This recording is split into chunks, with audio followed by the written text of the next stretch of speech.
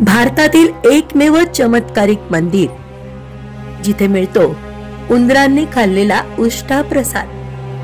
चला पाहूयात काही रंजक तथ्य आणि कर्णी मातेचा महिमा।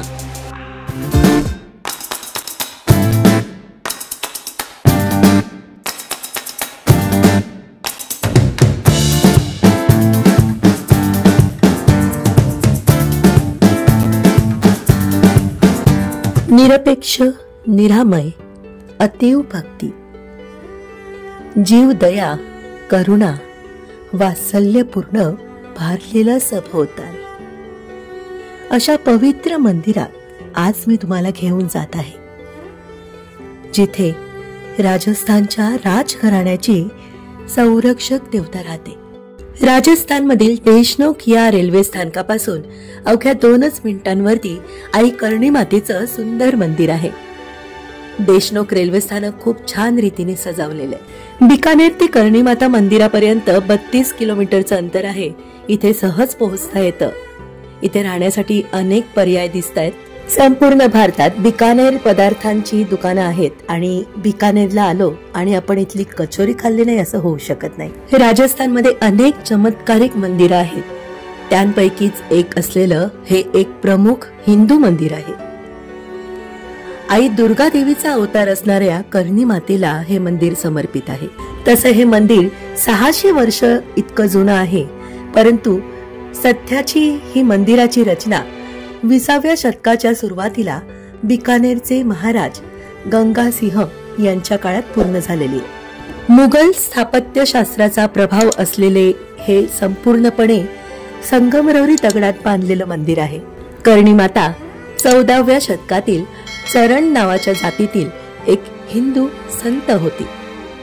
तपस्वी जीवन जगणाऱ्या कर्णी मातेला स्थानिक लोक खूप आदर देत असत। त्यांचे अनेक अनुयायी जगभर पसरलेले आहेत। जोधपूर आणि बिकानेरच्या महाराजांकडून विनंती मिळाल्यानंतर आई कर्णी मातेने मेहरानगड आणि बिकानेर किल्ल्याचे पायाभरणी देखील केली आहे। कर्णी माता बिकानेर आणि जोधपूरच्या राजघराण्याची संरक्षक देवता आहे, जिच्या आशीर्वादाने राव जोधा आणि राव बिका यांनी जोधपूर व बिकानेर ही राज्य स्थापन केलेली आहेत। प्रवेशद्वार आणि देवीच्या गर्भगृहाचे दार हे संपूर्णपणे चांदीमध्ये घडवलेले आहेत।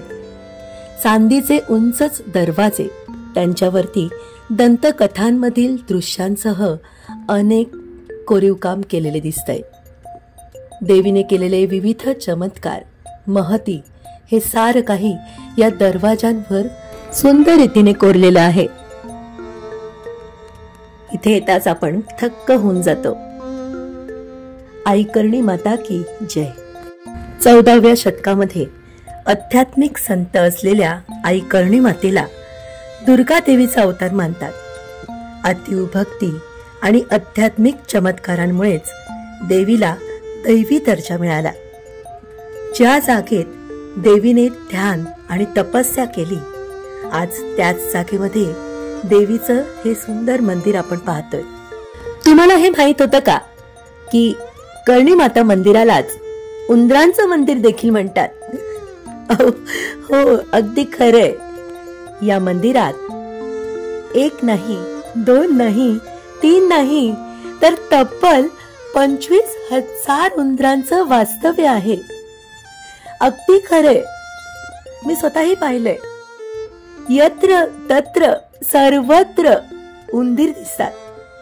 आपल्या घरात एक जरी उंदीर शिरलं ना की त्याला बाहेर काढण्यासाठी आपली धावपळ सुरू होते, परंतु या मंदिरात आपल्या अवतीभोवती सर्व उंदीर असतात आणि आपल्याला त्याची भीती देखील वाटत नाही।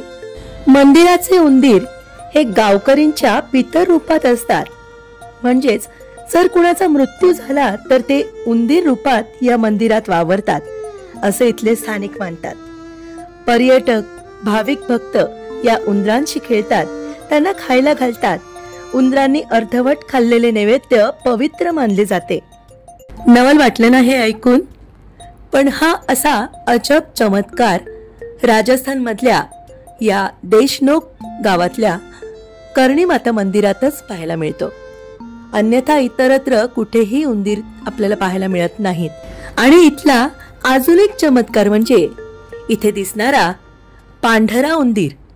हो, हा पांढरा उंदीर म्हणजेच पांढरा काबा हा कर्णी मातेच्या रूपात आपल्याला दर्शन देतो. हा सहसा पटकन दिसत नाही, याला शोधावं लागतं. इथे येणाऱ्या भक्तांमध्ये एकच स्पर्धा रंगते की कुणाला पांढरा उंदीर दिसलाय. आणि ज्याला कुणाला हा पांढरा उंदीर दिसला ना, तो नशीबवान मानला जातो. हा पांढरा उंदीर शुभ संकेत देतो की ज्याला याचं दर्शन झालं त्याच्या आयुष्यामधले सर्व अडथळे दूर होणार आहेत, कुठल्या तरी कार्यामध्ये यश लाभणार आहे अथवा काहीतरी सकारात्मक बदल घडणार आहेत. त्यामुळेच या पांढरा उंदीरचं दिसणं अतिशय शुभ मानलं जातं. आणि खरंच मी भाग्यवान समजते की मला आज या पांढऱ्या उंदराने दर्शन दिलं आणि त्याचे काही शूट्स मी तुम्हाला दाखवू शकते. आणि या व्हिडिओच्या माध्यमाने तुम्हा सर्वांना या पांढऱ्या उंदराने दर्शन दिलेलं आहे. त्यामुळे माझा हा व्हिडिओ पाहणाऱ्या सर्व दर्शकांच्या सर्व मनोकामना कर्णी माता लवकरच पूर्ण करणार आहे. या उंदरांबद्दल आणखीन काही रंजक किस्से तुम्हाला पुढे सांगणार आहे, परंतु त्याआधी आपण जाणून घेऊया कर्णी मातेचा इतिहास. कर्णी मातेला भगवती कर्णीची महाराज, भगवती मेहाई, जगदंबा, किनियानी अशा विविध नावांनी ओळखले जातं. ती शक्ती आणि विजयाची देवी आहे, जिचे वर्णन एक योद्धा ऋषी म्हणून देखील केलं जातं.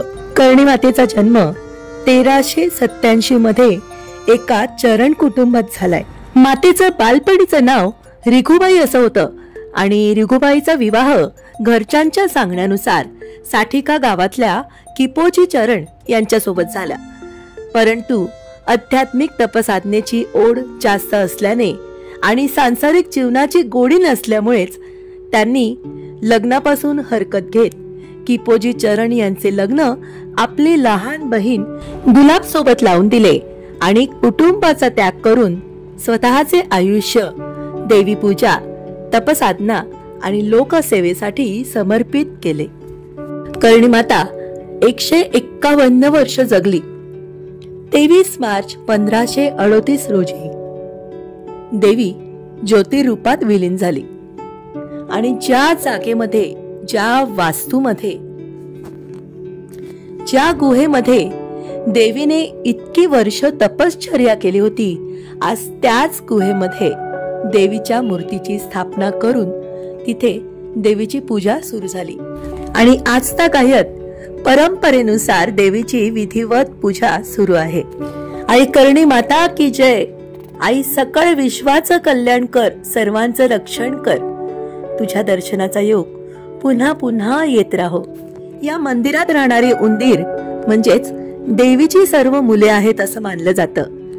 आणि एका लोकप्रिय आख्यायिकेनुसार असं सांगितलं जातं की एकदा मातेच्या बहिणीचा मुलगा लक्ष्मण हा कोलायत इथल्या कपिल सरोवरात पाणी पिण्यासाठी वाकला असता त्याचा पाय घसरून तो त्या पाण्यात बुडाला. जेव्हा कर्णी मातेला हे समजलं तेव्हा मातेने मृत्यू देवता यम यास या लक्ष्मणाला पुन्हा जिवंत करण्याची प्रार्थना केली. पहिल्यांदा यमराजांनी नकार दिला, परंतु मातेची श्रद्धा आणि आर्जव पाहून त्याने लक्ष्मणास उंदराच्या रूपात पुन्हा जिवंत केलंय. त्यामुळे या उंदरांचं रक्षण आणि पालन इथले स्थानिक लोक अगदी आदराने करतात. आणखीन एक आख्यायिका अशी प्रचलित आहे की ज्या वेळेस 25,000 सैनिकांची सेना देशनोकवरती हल्ला करण्यासाठी आली होती, तेव्हा देवीने आपल्या शक्तीचा वापर करून त्या 25,000 सैनिकांना उंदरांमध्ये रूपांतरित केलेलं आहे. आणि आता इतके 25,000 सैनिक उंदरांच्या रूपामध्ये आज कर्णी मातेच्या दरबारात देवीचं रक्षण करत आहेत. आणि नवल म्हणजे इतके सारे उंदिरे सकाळच्या मंगल आरती आणि संध्याकाळच्या संध्या आरतीच्या दरम्यान आपापल्या पिळातून बाहेर पडत आरतीमध्ये सहभागी होतात. देवीला अर्पण केलेला प्रसाद हा सर्वात प्रथम या उंदरांना खायला घालण्यात येतो आणि मग उरलेला प्रसाद, त्यांचा उष्टा प्रसाद देखील भाविक भक्तांमध्ये वाटण्यात येतो. त्यांनी खाल्लेला उष्टा प्रसाद हा अतिशय पवित्र आणि औषधी मानला जातो. भक्तांमध्ये असलेल्या आरोग्यविषयक समस्या हा उष्टा प्रसाद खाल्ल्याने दूर होतो अशी इथली मान्यता आहे. 14व्या शतकात आध्यात्मिक संत असलेल्या कर्णी मातेला दुर्गा देवीचा अवतार मानला जातो. अतीव भक्ती आणि आध्यात्मिक चमत्कारांमुळेच देवीला दैवी दर्जा मिळालेला आहे. ज्या जागेत देवीने ध्यान तपस्या केली, आज त्याच जागेत त्या गुहेमध्ये देवीचं मंदिर उभारलंय आणि आज आपण खूप विशाल हे मंदिर पाहतोय. हे सध्याचं कर्णी माता मंदिर 20व्या शतकाच्या सुरुवातीला महाराज गंगासिंह यांनी बांधलेलं आहे. कर्णी मातेच्या मंदिरामध्ये पुजारी नाहीयेत. हो, अगदी खरंय. या मंदिरात केवळ चरण परिवारातीलच सदस्यांना पूजेचा मान मिळतो. या परिवारातील सदस्यांना दर महिन्यांना बदललं जातं, जेणेकरून परिवारातील सर्व सदस्यांना देवीच्या पूजेची संधी मिळेल. खूपच आनंद होतोय आज या मंदिरात येऊन, कारण इथे निवास करते ही देवी राजस्थानच्या राजघराण्यांची संरक्षक देवता आहे. आज या देवीजवळ मी आपल्या समस्त विश्वाचं रक्षण करण्यासाठी देवीला विनंती केली आहे. मंदिरात हजारो वर्षांपासून तेवत असलेली मनोकामना ज्योत आपण पाहतोय. अतिशय मोठ्या स्वरूपामध्ये हा दिवा आहे आणि या दिवाला एक संरक्षक काचेचं आवरण आहे आणि खूपच सुंदर असं हे देवळी उभारलेली आहे. इथली उंदरं अतिशय नटखट आहेत आणि नुसता धुडगूस चालू असतो. मस्त मज्जा चालली आहे बघा. इथे ठिकठिकाणी त्यांच्यासाठी त्यांना राहायला बिळं केलेली आहेत. या बिळातून त्यांची सतत ये जा चालू असते. कोणी इथे आराम करतंय, कोणी तिथे पळापळ करतंय. लहान मुलं जेव्हा येतात ना, त्यांची खूप इथे मजा होते. त्यांना खूप मजा वाटते हे पाहून.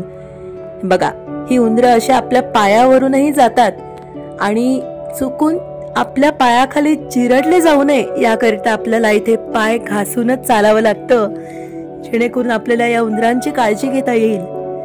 आणि चुकून जर उंदीर पायाखाली आला आणि जर उंदीर मेला तर त्या उंदराच्या नावाने इथे चांदीचा उंदीर घडवून देवीला अर्पण करावा लागतो.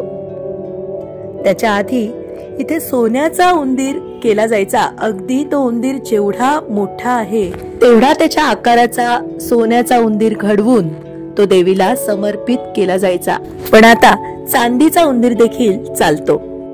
बघितलं, अगदी न घाबरता हे उंदीर इथून ये जा करतायत आणि इथे आलेले भक्त त्यांना हाताखांद्यांवर खेळवतात, अगदी त्यांचं उष्ट खातात. तरी देखील या मंदिरात आस्थागायत एकही प्लेग अथवा कुठल्या रोगाची साथ अथवा काहीही नोंद नाहीये.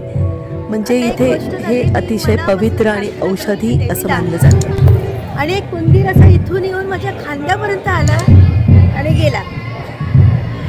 कॅमेरा ऑन करणार तेवढा तो उतरून गेलाय. फार भारी वाटते, फार भारी. एक पायावरून गेलं आणि एका सफेद उंदराने मला दर्शन दिलं. पांढरा उंदीर दिसणं हे शुभ मानलं जातं. आपल्या मनोकामना पूर्ण होणार असतात. देवी सर्वांच्या अशाच मनोकामना पूर्ण करून. आई कर्णी माता की जय. आपल्या अंगा खांद्यांवरती उंदीर येणं हे देखील गुडलक मानलं जातं. इथे ते सुंदरशी गाय होती. खूपच मस्त वाटलं. गायीचा सहवास आपल्याला आनंद देतो. हे आहेत श्री ज्ञानोबाराय यात्रा कंपनीतले काही सदस्य, देशपांडे आणि वारणकर परिवार. आणि ही आमची गोंडस अन्वी. मुख्य मंदिरापासून काही अंतरांवरती कर्णी मातेचं आणखीन एक मंदिर आहे. दोन्ही मंदिरांना विशेष मान्यता आहेत आणि तुम्हाला या मंदिरात देखील सुंदरसं दर्शन मी घडवते. मंदिरातील उंदरांबद्दल आणखीन एक गोष्ट तुम्हाला सांगायची राहिली आहे, ती म्हणजे त्या मंदिरातील उंदीर हे केवळ त्या मंदिर परिसरातच वाढलेले आहेत. बाहेरून जर कुठला उंदीर चुकून या मंदिरात शिरकाव करत असेल तर मग त्या उंदराची खैर नाही. या मंदिरातील 25,000 उंदरांची सेना बाहेरच्या उंदरांना आतमध्ये येऊन देत नाही, त्यांना मारून टाकतात. आणि विशेष म्हणजे या मंदिरातले उंदीर देखील मुख्य प्रवेशद्वारातून बाहेर जात नाहीत, ते केवळ आतमध्येच वावरतात. आणि त्यांच्या सुरक्षेसाठी ठिकठिकाणी जाळी बसवलेली आहे की जेणेकरून गरुड अथवा गिधाड त्यांना उचलून नेऊ नये. या मंदिरात हा जुना वृक्ष दिसतोय, इथेच देवीची स्थापना आहे. काहीतरी रोचक कथा नक्कीच असणार आहे.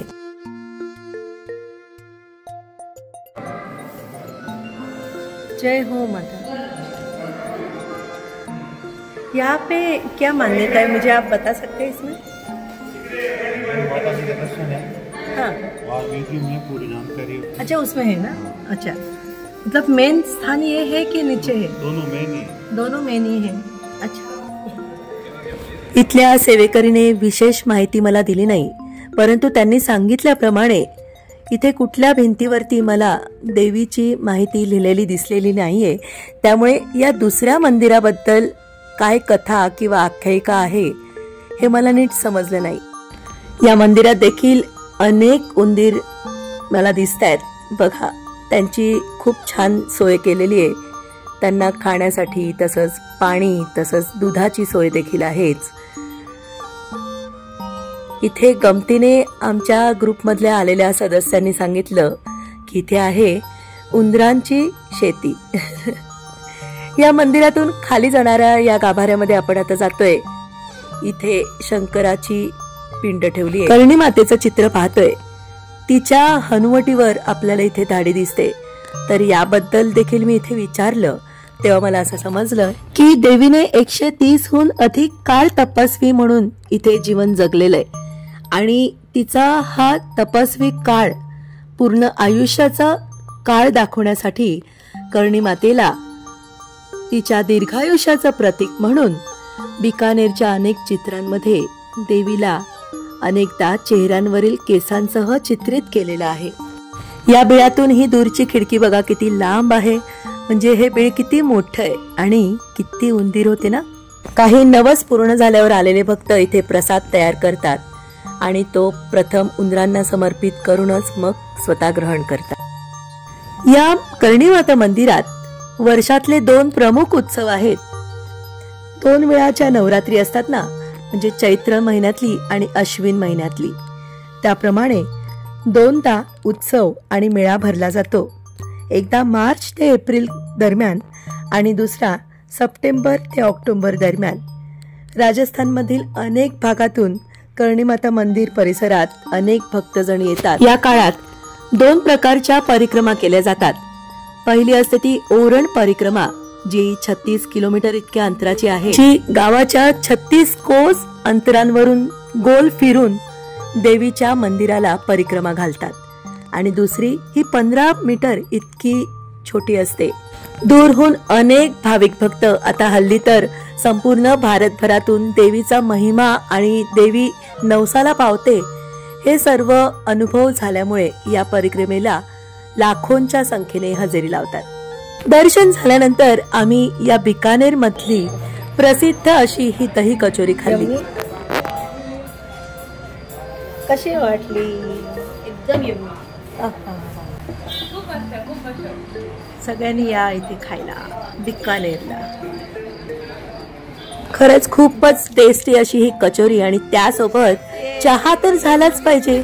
खरं तर आणखीन एक कचोरी खायचा मोह होत होता, परंतु पोटात जागा नव्हती. एका कचोरीतच पोट फुल होऊन जातं. खूप छान आहे, मस्त आहे. उलट सोनूली का नाही घेते काही? तिला काय सांगितलं? दूध सांगितलंय. तर अशा रीतीने आज मी तुम्हा सर्वांना घर बसल्याच राजस्थान मधील देशनोक गावातल्या कर्णी मातेचं सुंदर दर्शन घडवायचा प्रयत्न केलाय. शिवाय या देवीबद्दलचा काही इतिहास, तिचं महत्व तुमच्यापर्यंत पोहोचवण्याचा मी प्रयत्न केलाय. तर माझी ही सेवा या देवी चरणी समर्पित आहे. तुम्हाला हा व्हिडिओ आवडला असेल तर तुमच्या परिचितांमध्ये ही माहिती, हा व्हिडिओ नक्की पोहोचवा आणि लवकरच या देवीच्या दर्शनासाठी येण्याचा प्रयत्न करा. देवी सर्वांच्या मनोकामना पूर्ण करोत. स्वस्थ रहा, मस्त रहा आणि कायम माझ्यासोबत रहा माझ्या या सुंदरशा प्रवासात.